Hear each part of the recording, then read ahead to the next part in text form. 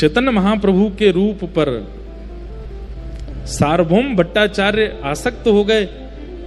ये बात जब यहां अमर और संतोष ने सुनी बंगाल में, उनके मन में भाव आया कि भैया ये नाम ही इतनी शीतलता दे रहा है चित्त में, इनका दर्शन कितना शीतल होगा।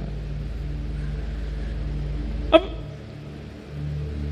श्री कृष्ण चैतन्य महाप्रभु नाम बोलते ही मन में भाव उत्पन्न हो जाते हैं, मन में मानो जैसे प्रेम नृत्य करने लगता है। हिलोर नाम मात्र,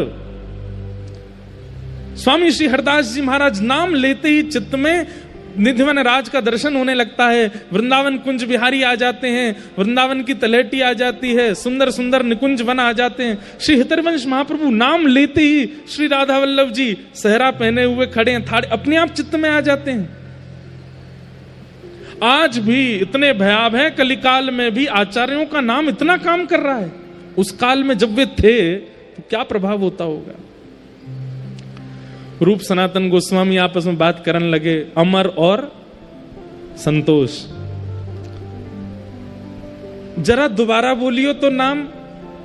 बोले कृष्ण चैतन्य महाप्रभु। आहा कितना शीतल लगता है, कितना अच्छा लगता है भैया, ये नाम कितना मधुर है, ये नाम इतना मधुर है तो इनका दर्शन कितना मधुर होगा, इनकी वाणी कितनी अच्छी होगी। जब इनके सामने हम बैठेंगे और ये बोलेंगे उस समय क्या होगा हमारा।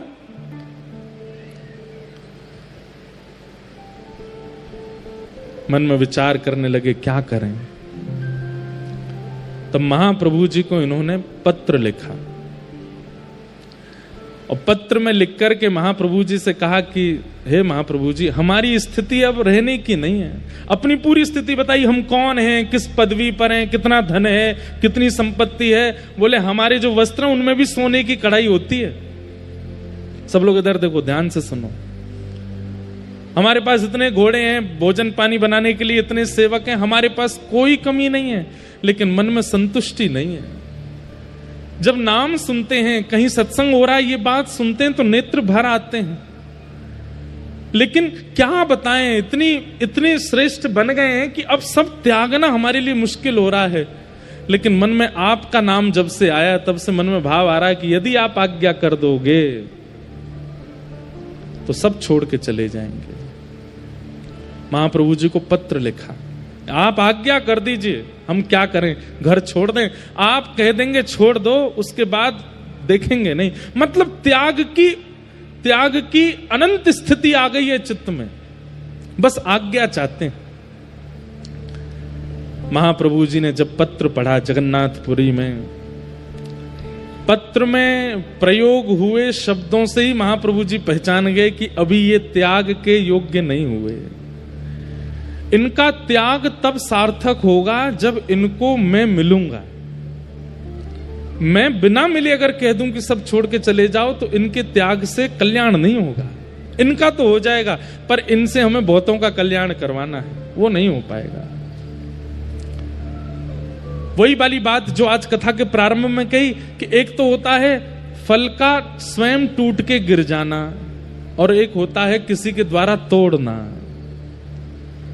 महाप्रभु जी ने पत्र में कहा अभी प्रतीक्षा करो और तुम्हें छोड़ने की आवश्यकता नहीं, मैं आऊंगा और मैं आकर के तुमसे मिलकर के तुम्हारा घर छुड़वाऊंगा, तुम्हारी सारी जो स्थिति है उसका त्याग करवाऊंगा, तब तक और प्रतीक्षा करो। रूप गोस्वामी पाद को जैसे ही पत्र मिला वो तो नाचने लगे, आनंद निमग्न हो गए। महाप्रभु जी आएंगे, हमसे मिलने आएंगे, हम पर कृपा करने आएंगे। तब महाप्रभु जी वृंदावन गए।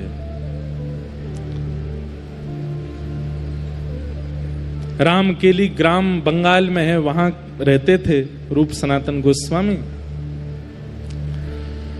लेकिन वृंदावन गए महाप्रभु जी।